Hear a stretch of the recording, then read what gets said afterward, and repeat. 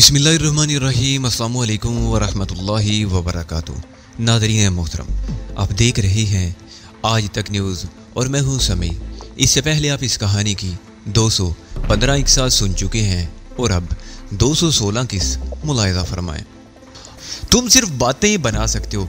इत्तफाकात के तहत तुमसे कभी कभी कोई कारनामा भी सरदर्द हो जाता है, लेकिन तुम्हारे वक्त का बड़ा हिस्सा फजूलियात ही में गुजरता है।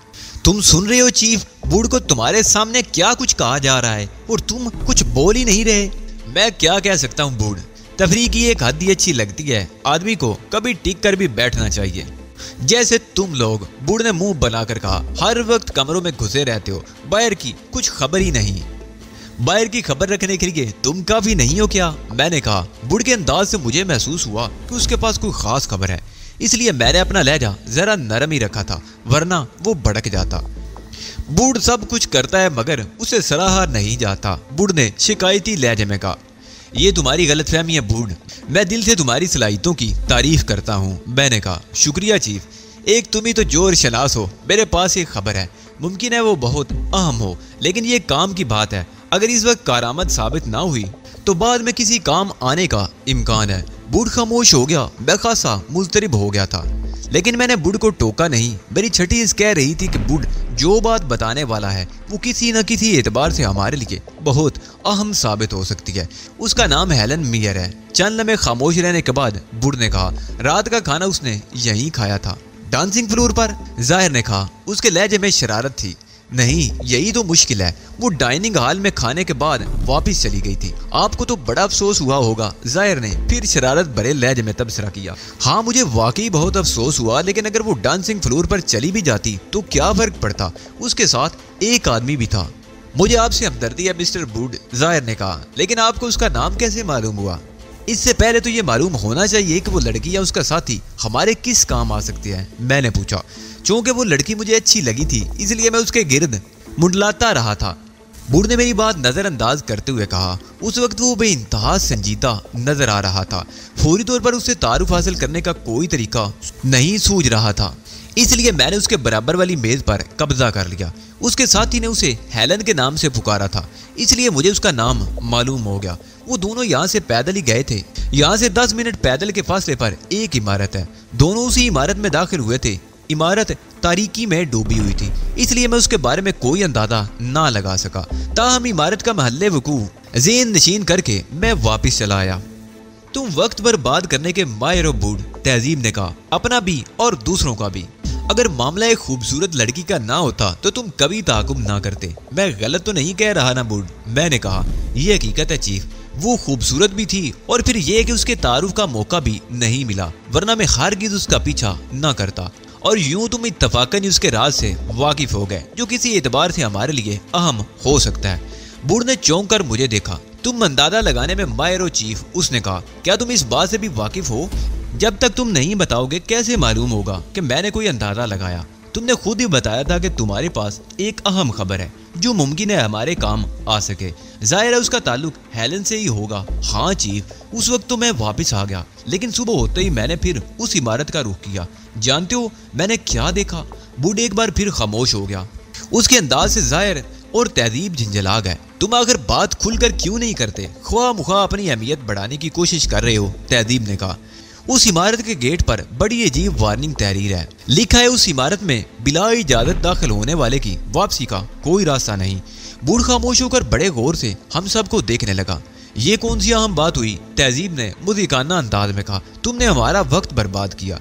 ये दुरुस्त है बूढ़, मैंने कहा। हमें गैर मुतल्लक बातों में पढ़ने की क्या जरूरत है? हमारी तवज्जो तो सिर्फ अपने मिशन पर ही रहनी चाहिए। अगर उस इमारत पर ऐसी कोई वार्निंग लिखी है तो हमें उससे क्या?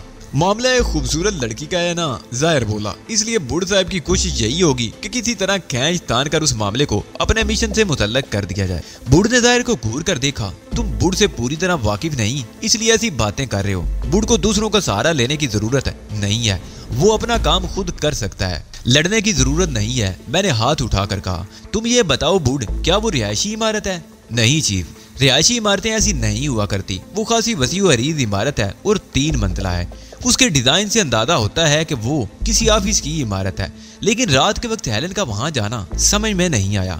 کیا عمارت کے گیٹ پر مسلح محافظ موجود تھے؟ میں نے بوڑھ کو غور سے دیکھتے ہوئے پوچھا۔ گیٹ تو دور کی بات ہے چیف، عمارت کا احاطہ تک سنسان پڑا تھا، چڑیا کا بچہ تک دکھائی نہیں دیا۔ میں نے سوچ میں ڈوبے ہوئے انداز میں کہا، ممکن ہے وہ حکومت کا کوئی اہم محکمہ ہو جس کی حفاظت کے خفیہ انتظامات کیے گئے ہوں، لیکن تمہاری فراہم کردہ خبر سے ہم کوئی فائدہ تو نہیں اٹھا سکتے۔ کیا یہ ممکن نہیں ہے چیف کہ یہ وہی محکمہ ہو جہاں سے ہارون رابیل نے فارمولے چوری کروائے تھے؟ کسی امکان کو بھی رد نہیں کیا جا سکتا، لیکن اگر ایسا ہوا تو ہمیں اس سے کیا فائدہ ہوگا؟ میں نے کہا۔ ہیلن وہاں کام کرتی ہے چیف، ورنہ رات گئے عمارت میں داخل نہ ہوتی، بوڑھ جو شیلے لہجے میں بولا۔ درست ہے، ہم ان خطوط پر کام شروع کر سکتے ہیں، لیکن پہلے یہ بات تو پایا ثبوت کو پہنچے کہ اس عمارت کا تعلق ہمارے موجودہ مشن سے ہے، تو پھر کام کا آغاز کرنے کی فکر کرو چیف۔ مجھے یقین ہے کہ اس عمارت کا تعلق کسی نہ کسی طرح ہمارے موجودہ مشن سے ہی ہے۔ بوڑھ نے کہا، کیا یہ بات تم اتنے یقین سے اس لیے کہہ رہے ہو کہ اس عمارت سے ہیلن کا تعلق ہے؟ تہذیب نے چپتے ہوئے لہجے میں کہا۔ بوڑھ اتنی غیر ذمہ دارانہ حرکت نہیں کر سکتا میڈم، بوڑھ نے برا مانے بغیر کہا۔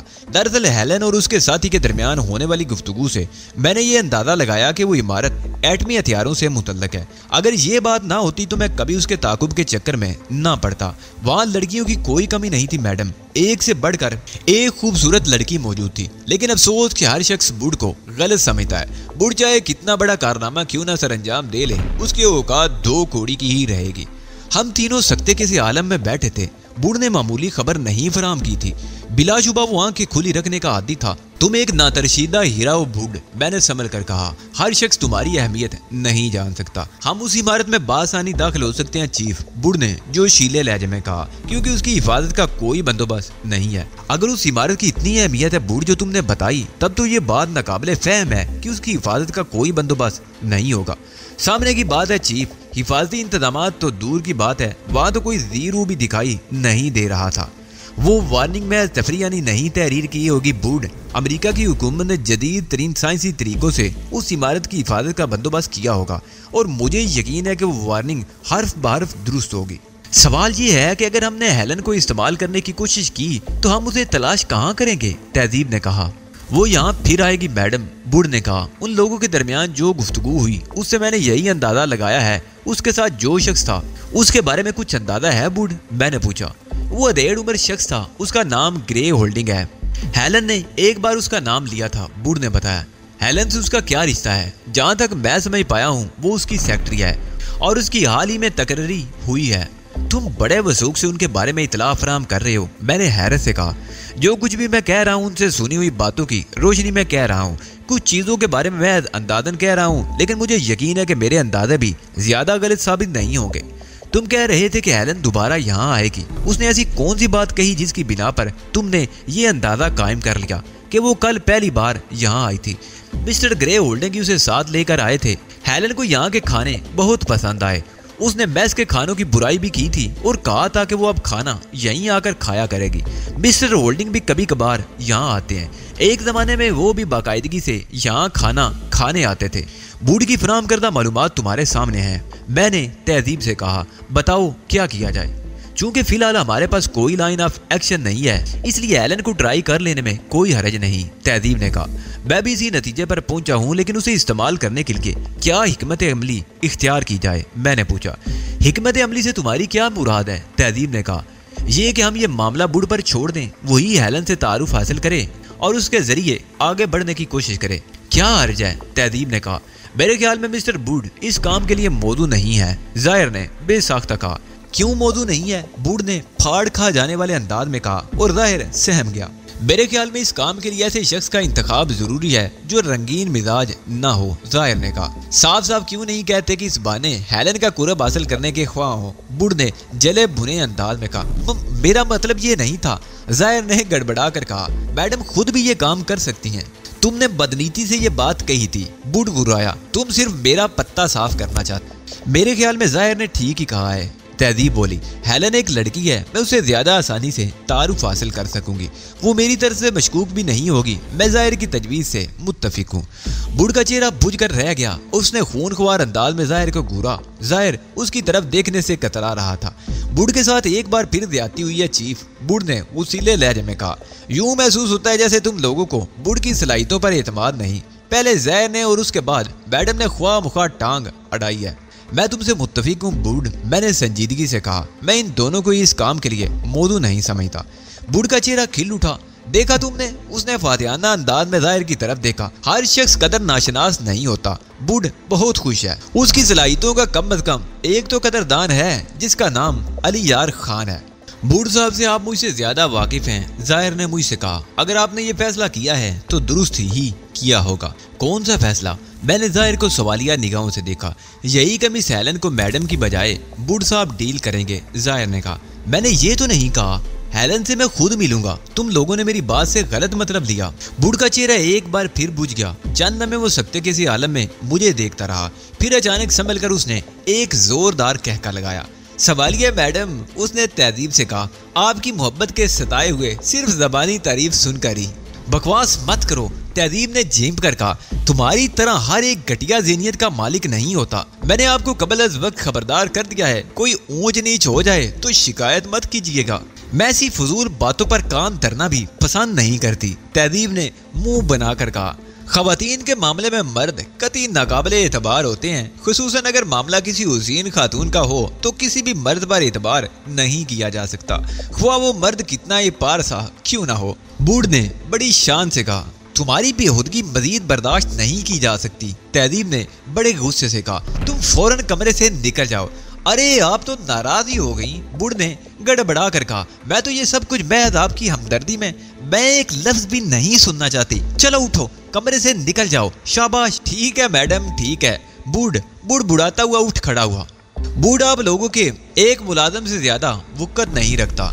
تہذیب بوڈ کو کمرے سے باہر جاتے ہوئے گورتی رہی۔ اس کے کمرے سے باہر نکلنے کے بعد میں ہنس پڑا۔ اس کی بےہودگیوں پر ہنس رہے ہو؟ تہذیب نے ناراضگی سے کہا۔ نہیں، میں نے ہنسی پر قابو پاتے ہوئے کہا، اس کمبخت کی چالاکی پر ہنسی آ رہی ہے۔ ہیلن سے مل بیٹھنے کے لیے کس قدر بےتاب ہو رہا ہے کہ مجھے کاٹنے کے لیے اس نے تمہیں استعمال کرنے سے بھی دریغ نہیں کیا۔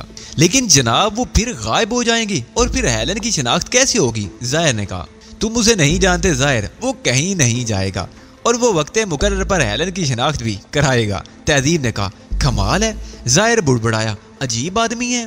اپنی انہی خصوصیات کے باعث تو وہ اس قدر منہ چڑھ گیا ہے کہ جو منہ میں آتا ہے بک دیتا ہے۔ میں نے کہا، لیکن علی، تم نے ہیلن کے سلسلے میں میرا نام کیوں مسترد کر دیا؟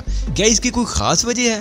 نہیں تہذیب، کوئی خاص وجہ تو نہیں ہے، بس میں نے محسوس کیا کہ یہ معاملہ بہت زیادہ احتیاط کا متقاضی ہے۔ ہیلن وہ واحد ذریعہ ہے جس کے سہارے ہم کچھ کر گزرنے کی امید کر سکتے ہیں، اس لیے میں نے اس معاملے کو اپنے ہاتھ میں لے لینا ہی بہتر تصور کیا۔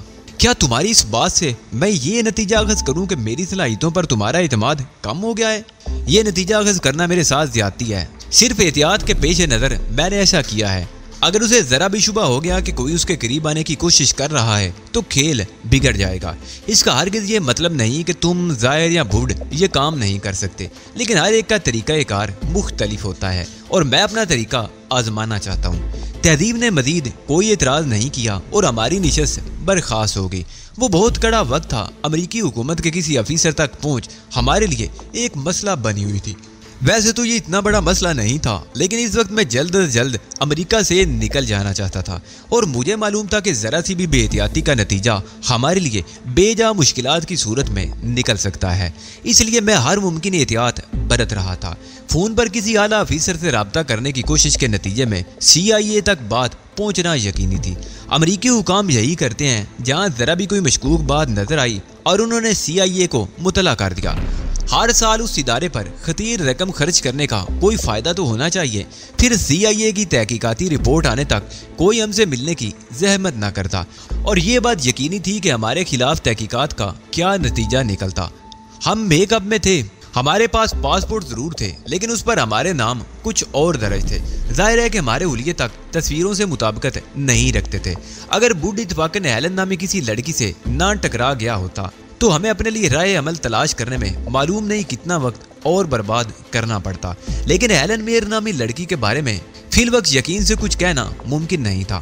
بوڈ نے جو کچھ سنا تھا اس کے مطابق تو اس کا تعلق کسی ایسے ادارے سے تھا जो जोरी हथियारों से मुतल्लक था।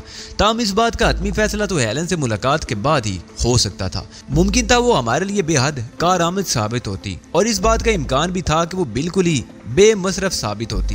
मैं अपनी सोचों में गलतान था कि तहजीब की आवाज ने मुझे चौंका दिया। बहुत गहरी सोच में होली, क्या हेलन के ख्यालों में खोए हुए? तहजीब ने शरारत अमेज लहजे में कहा। क्या कहा?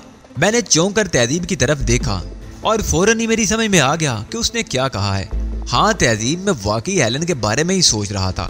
अगर वो हमारे लिए कारआमद साबित ना हो सकी तो कोई और तदबीर कर लेंगे। अगर दुनिया एक हेलन पर ही तो नहीं खत्म हो जाती, हमारी दुनिया तो एक तहजीब मालकम एक्स पर खत्म हो जाती है। ना इससे आगे कुछ है और ना पहले। तंजीम आज़ादी फ़लस्तीन के मतवालों को ऐसी बातें नहीं करनी चाहिए, तहजीब ने तेवरी पर बल डालकर कहा। तंजीम आज़ादी फ़लस्तीन के मुतवाले अपने हम नवा से इससे भी ज्यादा बढ़कर कुछ कह सकते हैं। मैंने तुर्की बतुर्की जवाब दिया। तहजीब हंस पड़ी। काश मैं फ़लस्तीन की आज़ादी के लिए कोई बड़ा काम कर सकती, बस यही एक हसरत है।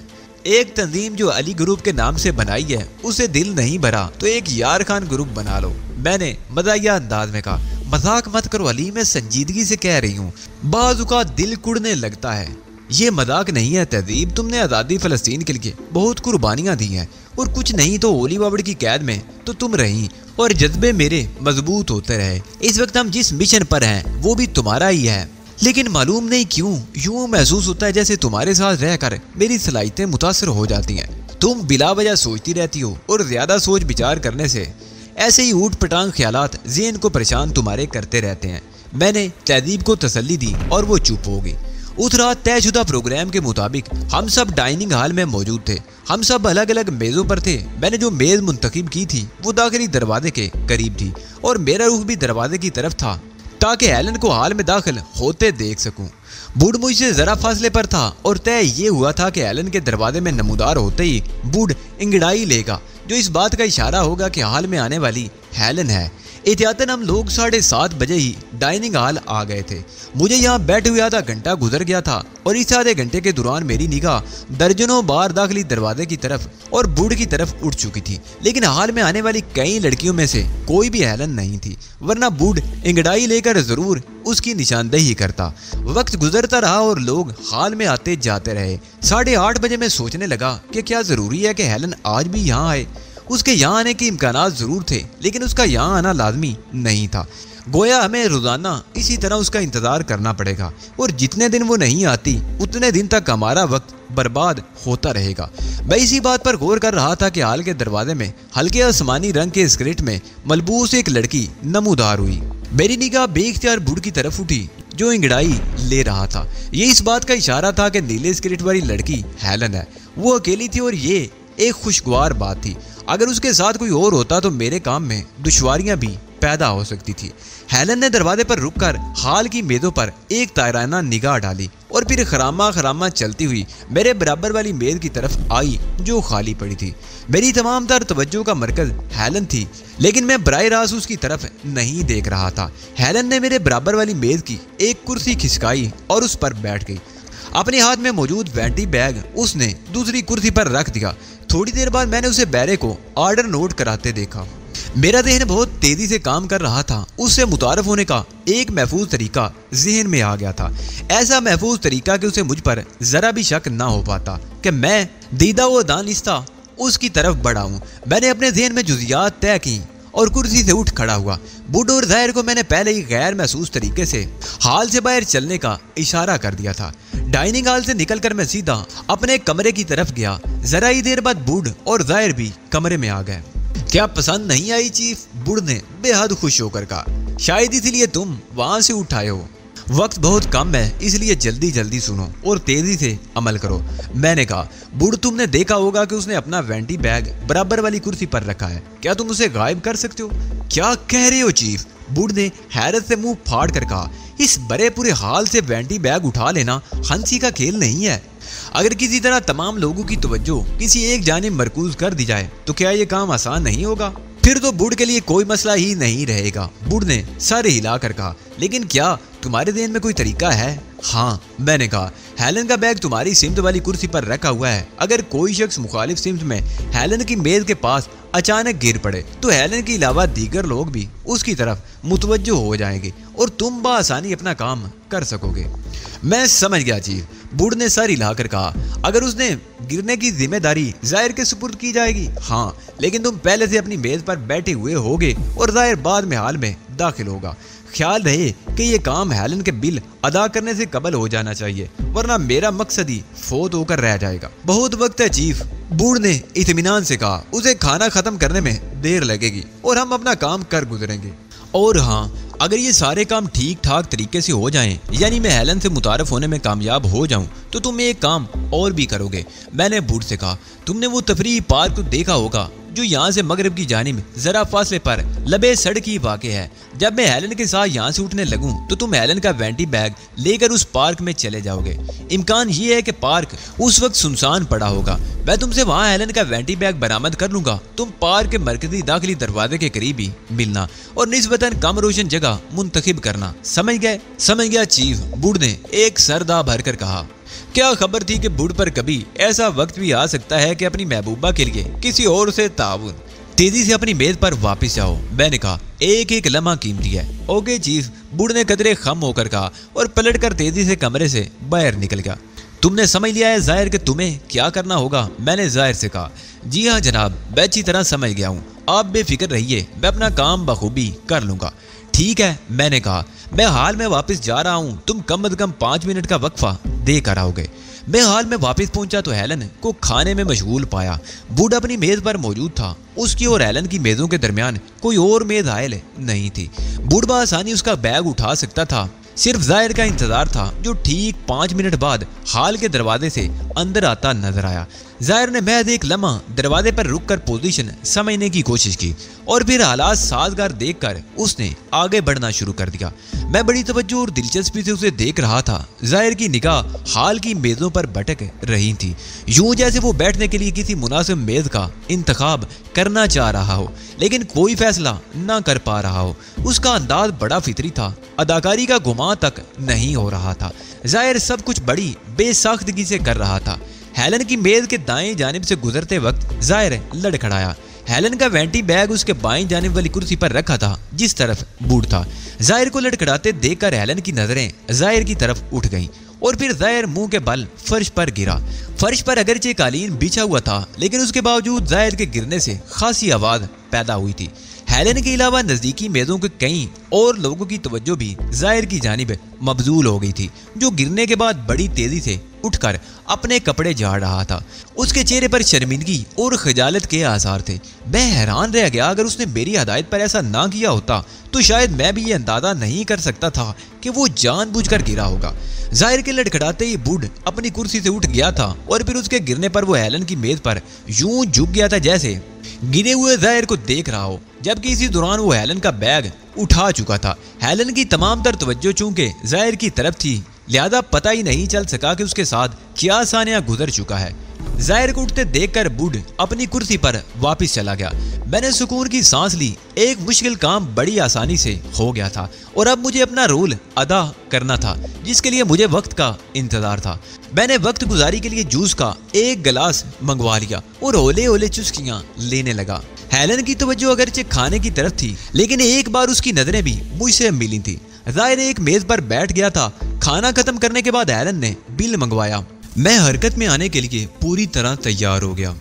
بیرا بل لے کر آ گیا اور ہیلن نے بل پر درج رقم دیکھتے ہوئے اس کرسی کی طرف ہاتھ بڑھایا جہاں اس نے بیگ رکھا تھا، لیکن وہاں کچھ تھا تو ملتا۔ ہیلن کی انگلیاں خالی کرسی سے ٹکرائیں تو اس نے چونک کر کرسی کی طرف دیکھا۔ خالی کرسی اس کا منہ چڑھا رہی تھی۔ ہیلن بکلائے ہوئے انداز میں جھک کر میز کے نیچے جھانکنے لگی اور پھر وہ دوبارہ کرسی پر بیٹھ گئی۔ اس کے چہرے پر ہوائیاں اڑنے لگی تھی۔ بیرا مدبانہ انداز میں ایک طرف کھڑا تھا۔ اس نے یہ پوچھنے تک کی زحمت نہیں کی تھی کہ ہیلن کیا تلاش کر رہی ہے۔ ہیلن نے بڑی بے بسی سے ادھر ادھر دیکھا لیکن کوئی بھی اس کی طرف متوجہ نہیں تھا۔ بوڑھ تو پہلے ہی وہاں سے رفو ہو چکا تھا۔ ایک میں ہی تھا جو ہیلن کو دیکھ رہا تھا۔ ہیلن یہ دیکھ کر کہ میرے علاوہ کوئی بھی اس کی طرف متوجہ نہیں ہے تو اس نے دوبارہ میری طرف دیکھا اس کی آنکھوں میں التجا تھی، فریاد تھی کہ دیکھو میں مشکل میں پھنس گئی ہوں، میری مدد کرو۔ وہ چند لمحے متواتر میری طرف دیکھتی رہی۔ میں اپنی کرسی سے اٹھا اور اس کی طرف بڑھ گیا۔ اٹھتے وقت میں جوس کا گلاس اٹھانا نہیں بھولا تھا، جس میں سے ابھی میں نے صرف آدھا جوس ہی پیا تھا۔ کیا بات ہے خاتون، آپ کچھ پریشان نظر آ رہی ہیں، میں نے اس کے نزدیک پہنچ کر بڑی شائستگی سے کہا۔ ہیلن نے پلٹ کر ویٹر کو اشارہ کیا کہ وہ ٹھہر کر آئے، اور جب ویٹر مودبانہ انداز میں سر خم کر کے چلا گیا تو اس نے مجھ سے کہا میں نے اپنا بیگ اس کرسی پر رکھا تھا، اب وہ غائب ہے، سمجھ میں نہیں آتا کہ میں کیا کروں۔ اوہ تو یہ بات ہے، میں نے میز کی طرف دیکھتے ہوئے کہا۔ کوئی بات نہیں خاتون، میں سمجھتا ہوں کہ آپ جیسی معزز لڑکی کے لیے یہ بہت بڑا حادثہ ہے، لیکن فکر مند ہونے کی ضرورت نہیں، میں تمہیں کچھ رقم بطور قرض دے سکتا ہوں۔ میں اسی ہوٹل میں مقیم ہوں، ایک آدھ روز میں تم رقم مجھے لوٹا دینا۔ مسئلہ صرف اتنا سا نہیں، اس نے مضطربانہ انداز میں کہا، پھر چونک کر بولی، اوہ آپ کھڑے کیوں ہیں، بیٹھ جائیے نا، پھر میں آپ کو تفصیل سے بتاتی ہوں۔ شکریہ، میں نے کہا اور اس کے مقابل والی کرسی کھینچ کر بیٹھ گیا۔ بات دراصل یہ ہے کہ میرے بیگ میں رقم کے علاوہ کچھ ایسے اہم کاغذات بھی ہیں جن کی گمشدگی میرے لیے بہت سے مسائل کھڑے کر سکتی ہے۔ سب سے زیادہ فکر مجھے ان کاغذات کی ہے۔ یہ تو بڑی تشویشناک بات ہے، میں نے کہا، لیکن سوال یہ ہے کہ اس سلسلے میں کیا جا سکتا ہے۔ تم بھی کچھ بتاؤ، میں تو یہاں کسی کو جانتی تک نہیں ہوں، تم پہلے آدمی ہو جس سے اتنی گفتگو بھی ہو گئی۔ ٹھہرو، مجھے سوچنے دو۔ میں نے ذہن پر زور دینے کی اداکاری کی، پھر چونک کر بولا، ایک بات ذہن میں آئی ہے، شاید اس پر عمل کر کے تمہارا بیگ واپس مل جائے، لیکن اس کے لیے ہمیں کچھ دور چلنا پڑے گا۔ کہاں؟ وہ نروس آنے لگی۔ گھبراؤ مت، میرا خیال ہے یہ حرکت کسی اٹھائی گیرے کی ہے، ورنہ اس ہوٹل میں نچلے درجے کے لوگوں کا گزر کہاں ہوتا ہے؟ ممکن ہے کوئی اچکا ادھر آ نکلا ہو۔ تمہیں بھی علم ہوگا کہ ایسے لوگ کوئی واردات کرنے کے بعد کسی سنسان جگہ کا رخ کرتے ہیں۔ یہاں نزدیک ہی ایک پارک ہے، ممکن ہے جس اچکے نے تمہارا بیگ اڑایا ہے وہ وہاں ہمیں مل جائے۔ اتنی دیر ہو گئی، اب وہ ہمیں کہاں مل سکے گا؟ ہیلن نے مایوسی سے کہا۔ ایک مہم امید پر کہہ رہا ہوں، ورنہ امکان تو واقعی نہیں۔ البتہ یہ ممکن ہے کہ وہ چکا تمہارے بیگ میں سے رقم نکال کر بیگ وہیں پھینک گیا ہوگا، کاغذات اس کے کسی کام کے تو ہوں گے نہیں۔ ہو پلیز، ہیلن نے مضطربانہ انداز میں کہا، اگر تم وہاں تک میرے ساتھ چل سکو تو میں تمہاری بڑی مشکور ہوں گی۔ میں تو پہلے ہی کہہ رہا تھا، میں نے بل کی رقم پلیٹ میں ڈالتے ہوئے کہا، آؤ چلیں۔ میں ہیلن کے ساتھ ہوٹل سے باہر نکل آیا۔ رات کے 9:15 بجے تھے اور واشنگٹن کی سڑکوں پر رونق تھی، ٹریفک کے علاوہ پیدل چلنے والوں کی بھی کمی نہیں تھی۔ موسم قدرے سرد تھا، اس لیے توقع یہی تھی کہ پارک اس وقت سنسان ہی ہوگا۔ ہیلن غیر معمولی تیز رفتاری کا مظاہرہ کر رہی تھی۔ ہم جلدی پارک تک پہنچ گئے اور ایک ساتھ پارک میں داخل ہو گئے۔ ہیلن نے ادھر ادھر دیکھا اور بولی، یہاں تو کوئی بھی نظر نہیں آ رہا۔ وہ دیکھو اس طرف، میں نے ایک نیم تاریک گوشے کی طرف اشارہ کیا، وہاں کوئی ہے، آؤ دیکھتے ہیں۔ ہیلن میرے ساتھ اس طرف بڑھی۔ میں نے دوری سے پہچان لیا تھا، وہ بوڑھ تھا جو یقیناً ہیلن کے بیگ پر جھکا ہوا تھا۔ ہمیں اپنی طرف بڑھتے دیکھ کر وہ چونک کھڑا ہوا اور پھر مخالف سمت میں چل دیا۔ اے مسٹر، میں نے ہانک لگائی، ذرا بات تو سنو، لیکن بوڑھ نے رکنے کی بجائے اپنی رفتار بڑھا دی۔ میں نے بھی اپنی رفتار میں اضافہ کر دیا۔ ہیلن میرا ساتھ دینے کی کوشش کر رہی تھی مگر وہ پیچھے ہی رہ گئی تھی۔ اسی اثناء میں بوڑھ نے دوڑنا شروع کر دیا اور میں نے بھی اس کے پیچھے دوڑ لگا دی۔ بوڑھ نے بیگ پھینک دیا اور میں اس کا مزید پیچھا کرنے کی بجائے رک کر ہیلن کا بیگ اٹھانے لگا۔ بیگ اٹھا کر میں واپس پلٹا۔ ہیلن تیزی سے میری طرف آ رہی تھی۔ دیکھو، کیا یہ تمہارا ہی بیگ ہے؟ میں نے بیگ ہیلن کی طرف بڑھاتے ہوئے کہا اور اس نے بیگ میرے ہاتھ سے جھپٹ لیا۔ ہاں یہی ہے، اس نے ہیجانی لہجے میں کہا اور کھلے ہوئے بیگ میں جھانکنے لگی۔ آؤ اطمینان سے بیٹھ کر چیک کر لو، مجھے یقین ہے اس میں کوئی چیز کم نہیں ہوگی۔ میں ہیلن کو لے کر ایک نزدیکی بینچ کی طرف بڑھ گیا۔ میرے برابر بیٹھ کر ہیلن کچھ دیر وینٹی بیگ ٹٹولتی رہی، پھر حیرت انگیز لہجے میں بولی، اس میں تو کوئی چیز بھی کم نہیں ہوئی۔ تم تو یوں کہہ رہی ہو جیسے اس میں سے کسی چیز کے کم نہ ہونے کا تمہیں بہت ملال ہوا ہو، میں نے کہا، اور وہ گڑبڑا گئی۔ مجھے حیرت ہو رہی ہے، اسے کافی وقت ملا تھا، پھر آخر ہر چیز جوں کی توں کیوں موجود ہے؟ کیونکہ اسے ہوٹل سے نکلنے میں کچھ وقت لگا ہوگا۔ ایسے لوگ اندر سے بہت خوفزدہ رہتے ہیں، سمجھتے ہیں ہر شخص انہیں شبہ کی نظر سے دیکھ رہا ہے، اسی لیے اسے یہاں تک پہنچنے میں تاخیر ہو گئی ہوگی۔ ابھی شاید اس نے بیگ کھولا ہی تھا کہ ہم نازل ہو گئے اور اسے فرار ہونا پڑا۔ تم نے دیکھا نہیں تھا ہمیں اپنی طرف آتے دیکھ کر وہ کیسا بڑکا تھا؟ ہاں میں نے دیکھا تھا، ہیلن نے کہا، اور میں تمہاری بہت شکر گزار ہوں مسٹر۔ اوہ معاف کرنا، میں ذہنی طور پر اتنی پریشان تھی کہ اپنے محسن کا نام بھی نہیں پوچھ سکی۔ کیا نام ہے تمہارا؟ میرا نام ہے ایلن، ایلن گرام، لیکن میں نے تم پر کوئی احسان نہیں کیا۔ جو کچھ میں نے کیا وہ میرا فرض تھا۔ میں ہیلن ہوں، پورا نام ہیلن میئر۔ تم چاہے کچھ بھی کہو لیکن میں تمہارا یہ احسان زندگی بھر نہیں بھولوں گی۔ بات بھولنا، لیکن اب یہاں سے اٹھ چلو، سردی یہاں کچھ زیادہ ہی ہے، کہیں برف کی ڈلیوں میں تبدیل نہ ہو جائیں۔ ہیلن ہنستی ہوئی اٹھ گئی اور ہم پارک سے نکل آئے۔ چلو تمہارے گھر تک چھوڑ آؤں، کہاں رہتی ہو؟ ایک کپ کافی کے بارے میں کیا خیال ہے؟ ہیلن نے میری بات اڑا کر کہا۔ ایک نازک اندام دوشیزہ کا مہمان بن کر مجھے خوشی ہوگی، میں نے کہا، اور وہ کھل کھلا کر ہنس پڑی۔ آؤ، اس نے میرا ہاتھ پکڑتے ہوئے کہا۔ ریستوران سامنے ہی موجود ہے۔ ہم دونوں ریستوران کی ایک میز پر آمنے سامنے بیٹھ گئے۔ ہیلن نے کافی کا آرڈر دے دیا۔ یہ لو، اس نے کافی آنے سے قبل ہی اپنے بیگ سے کچھ نوٹ نکال کر میری طرف بڑھائے۔ یہ وہ رقم ہے جو تم نے ادا کی تھی، رکھ لو، میں نے بے پرواہی سے کہا۔ واپس کرنا ضروری ہے؟ بہت ضروری ہے، اس نے سنجیدگی سے کہا، کیونکہ تم نے بطور قرض دی تھی۔ ٹھیک ہے، لیکن کیا یہ ضروری ہے کہ یہ رقم تم فوراً ہی واپس کر دو؟ کبھی پھر دے دینا، اس سے کیا فرق پڑتا ہے؟ ہیلن نے کہا۔ رقم ابھی دوں یا بعد میں؟ رقم تو اتنی ادا کرنی پڑے گی نا۔ بہت فرق پڑتا ہے، اس بہانے تم سے دوبارہ ملاقات کا امکان تو رہے گا، میں نے کہا۔ وہ تو ویسے بھی ہوتی رہے گی، ہیلن نے مسکرا کر کہا۔ تم اسی ہوٹل میں مقیم ہو نا؟ ہاں، کمرہ نمبر 312 میں، میں نے پوری اشتیاق لہجے میں کہا۔ تم کب آؤ گی؟ کل شام 7 بجے آؤں گی، ہیلن بولی۔ کل میں تمہارے ساتھ ہی ڈنر کروں گی۔ ٹھیک ہے، میں تمہارا انتظار کروں گا، لیکن خیال رہے کہ تم میری مہمان ہوگی۔ یہ زیادتی ہوگی، اس نے احتجاجی انداز میں کہا۔ نہیں، ڈنر میری طرف سے ہوگا۔ مجھے دیکھو، تم نے کافی کی دعوت دی جو میں نے بنا ہیلو اجت قبول کر لی۔ کیا تم میری خواہش کا احترام نہیں کرو گی؟ کیا کہہ رہے ہو تم؟ ہیلن نے بے بسی سے کہا۔ کیا تم جانتے ہو کہ تمہاری وجہ سے میں کتنی بڑی زحمت سے بچی؟ اگر مجھے مہمان بنانا تمہاری خواہش ہے تو میں تمہاری اس خواہش کو کبھی رد نہیں کروں گی۔ ڈنر تو بہت معمولی بات ہے، مجھ سے کوئی بڑی خواہش کر کے دیکھنا۔ تمہاری خواہش پوری کر کے مجھے جتنی خوشی ہوگی اس کا تم تصور بھی نہیں کر سکتے۔ شکریہ ہیلن، میرے لیے یہی بہت کافی ہے کہ تم نے میری دعوت قبول کر لی، اس سے زیادہ مجھے کچھ نہیں چاہیے۔ ہیلن مجھے عجیب سی نظروں سے دیکھ کر رہ گئی، پھر طویل سانس لے کر بولی، تم بہت اچھے آدمی ہو ہیلن، اتنے اچھے کہ جتنے اچھے کا میں نے صرف تصور ہی کیا تھا، اور آج سے پہلے مجھے یقین تھا کہ وہ صرف تصور ہی ہے۔ میری ایک نصیحت یاد رکھنا ہے ہیلن، آئندہ کسی کے بارے میں اتنی جلدی کوئی رائے مت قائم کرنا۔ آؤ اب چلے۔ ریستوران سے باہر نکلنے کے بعد ایک مرتبہ پھر میں نے اسے اس کے گھر تک چھوڑنے کی آفر کی، لیکن اس نے کہا کہ وہ خود ہی چلی جائے گی، اور میں اسے رخصت ہو کر ہوٹل واپس آ گیا، جہاں میرے کمرے میں تہذیب کے ساتھ بوڑھ اور ظاہر بھی موجود تھے اور میرے ہی منتظر تھے۔ ہو بوڑھ نے مجھے دیکھتے ہی ایک طویل سانس لی۔ کل تک ہم پر آنکھیں نکالی جاتی تھی، اور آج یہ عالم ہے کہ سنسان پارک میں خود محبتیں کی جا رہی ہیں، کوئی پوچھنے والا نہیں۔ ایک بوڑھی تو لاوارث ہے جس پر سب غراتے ہیں، اس کی بات کا جواب دینا تو حماقت ہے۔ تہذیب نے کہا، تم بتاؤ کیا رہا؟ اس سے متعارف ہونے کی جو ترکیب اچانک ذہن میں آئی وہ بڑی کارگر ثابت ہوئی۔ میں نے کہا، اس کے لیے بھی تم بوڑھ کے محتاج تھے۔ بوڑھ نے کہا، اگر بوڑھ نہ ہوتا تو کبھی تم کامیاب نہیں ہو سکتے تھے، اور اگر ظاہر نہ ہوتا تو آپ کبھی اس کا بیگ نہیں اڑا سکتے تھے۔ ظاہر نے بوڑھ کی نقل اتاری۔ اس سے متعارف ہونے کا یہ کوئی پہلا اور آخری طریقہ تو نہیں تھا، اور بھی بہت سے طریقے تھے، بس یہ ہے کہ اس طرح کام ذرا جلدی اور بہتر ہو گیا، کسی دوسرے طریقے میں ذرا دیر لگ جاتی۔